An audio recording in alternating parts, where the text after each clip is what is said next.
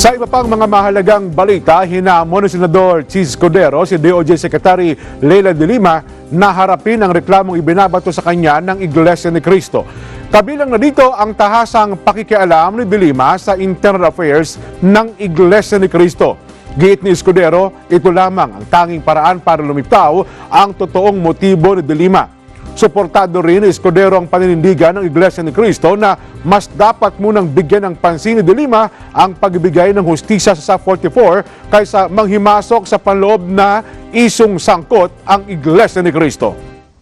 Hindi po yun ang normal na proseso. Extraordinary circumstance po yan. Kabilang na, halimbawa, yung mamasapa no, hindi po dumaan sa piskalya yan. Rectang DOJ, nag-imbestiga niyan.